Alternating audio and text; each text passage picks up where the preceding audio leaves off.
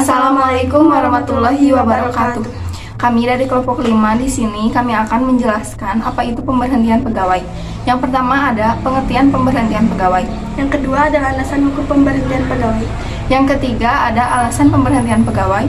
Dan yang terakhir, keempat, ada hak-hak kepegawaian. Yang pertama ada pengertian pemberhentian. Pemberhentian atau pemutusan hubungan kerja atau PHK adalah berakhirnya ikatan antara seseorang dengan organisasi secara sepihak maupun berdasarkan kesepakatan bersama karena alasan tertentu yang diberikan oleh pegawai, baik instansi pemerintah ataupun swasta. Selanjutnya ada landasan hukum pemberhentian pegawai. Yang pertama pemberhentian pegawai swasta dan yang kedua pemberhentian PNS. Yang pertama pemberhentian pegawai swasta berdasarkan Undang-Undang Nomor 13 Tahun 2003 tentang Ketenagakerjaan Bab 12 Pasal 150. Ketentuan pemutusan hubungan kerja meliputi pemutusan hubungan kerja yang terjadi di badan usaha yang berbadan hukum atau tidak, milik orang perseorangan, milik persekutuan atau badan hukum, milik swasta atau milik negara, serta usaha-usaha sosial dan usaha-usaha lain yang mempunyai pengurus serta mempekerjakan orang dengan membayar upah dan memberi imbalan dalam bentuk lain. Yang kedua ada pemberhentian PNS, yaitu pasal 238 paragraf 1 PP nomor 11 tahun 2017 tentang pemberhentian atas permintaan sendiri. Yang pertama, PNS mengajukan permintaan pemberhentian sebagai seorang PNS. Dan yang kedua, permintaan sendiri dapat ditunda paling lambat 1 tahun jika PNS masih diperlukan dalam kepentingan dinas. Selanjutnya, pasal 239 dan 240 paragraf 2 PP nomor 11 tahun 2017 tentang pemberhentian karena sudah mencapai batas usia pensiun. PNS yang telah mencapai batas usia pensiun diberhentikan secara hormat sebagai PNS. Batas usia pensiun PNS yaitu sebagai berikut. Yang pertama 58 tahun bagi pejabat administrasi fungsional yaitu ahli muda, ahli pertama, dan keterampilan. Yang kedua 60 tahun bagi pejabat pimpinan tinggi dan pejabat fungsional muda. Dan yang ketiga 65 tahun bagi PNS yang jabatannya fungsional ahli utama. Selanjutnya ada alasan pemberhentian pegawai. Yang pertama penyebab pemberhentian pegawai bukan PNS yaitu A. Keinginan perusahaan. Pada umumnya perusahaan memberhentikan pegawainya karena hal-hal berikut. Yang pertama ada pegawai tidak mampu menyelesaikan pekerjaannya dalam masa percobaan.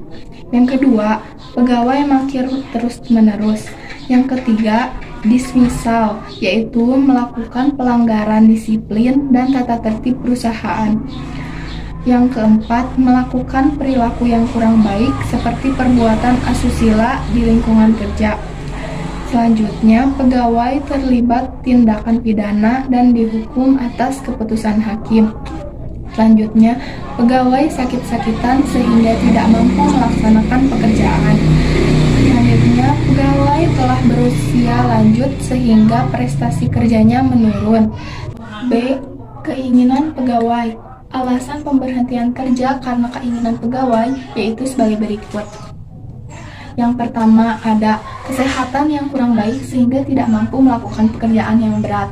Yang kedua, ingin melanjutkan pendidikan.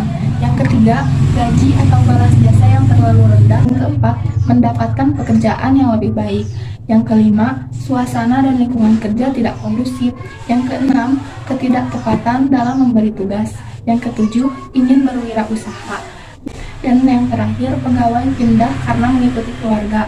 Selanjutnya, C. Penyebab lain yaitu pegawai meninggal dunia dan termination, yaitu kontrak kerja berakhir sesuai dengan perjanjian atau yang telah disepakati.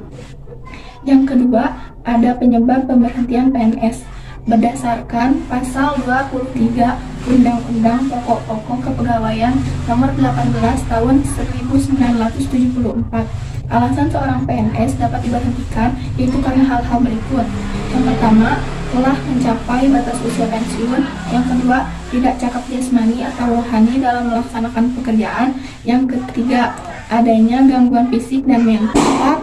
Mendapatkan hukuman jabatan dengan adanya keputusan pengadilan.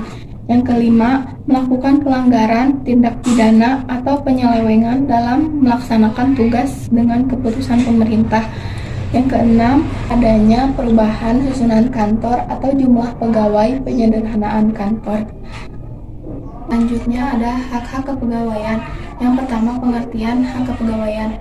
Hak kepegawaian adalah suatu kewenangan atau kekuasaan yang diberikan oleh hukum berdasarkan peraturan pemerintah atau yang diatur dalam Undang-Undang Ketenagakerjaan sesuai yang patut atau layak diterima oleh setiap karyawan. Yang kedua, jenis-jenis hak-hak kepegawaian. A. Hak-hak kepegawaian perusahaan. Dalam Undang-Undang Ketenagakerjaan ada 3 macam hak dan kewajiban yang dibayarkan oleh perusahaan setelah pemutusan hubungan kerja, yaitu yang pertama uang pesangon atau UP, yang kedua uang penghargaan masa kerja atau UPMK, yang ketiga uang penggantian hak atau UPH. B. Hak PNS menurut Undang-Undang Aparatur Sipil Negara. Jaminan pensiun dan jaminan hari tua, yaitu hak pekerja yang diterima berupa penghasilan setiap bulan oleh seorang bekas pegawai yang tidak dapat bekerja kembali untuk membiayai kehidupan di masa yang akan datang, agar tidak terlantar apabila tidak berdaya lagi untuk mencari penghasilan yang lain. Selanjutnya, ada syarat-syarat memperoleh hak pensiun pegawai, yaitu sebagai berikut. Yang pertama, telah mencapai batas usia pensiun. Yang kedua, memiliki masa kerja yang cukup untuk pensiun. Yang ketiga, telah diberhentikan dengan hormat. Sekian video dari kami, semoga videonya bermanfaat dan semoga kalian bisa mengerti dengan apa yang kami jelaskan. Terima kasih. Wassalamualaikum warahmatullahi wabarakatuh. Happy watching.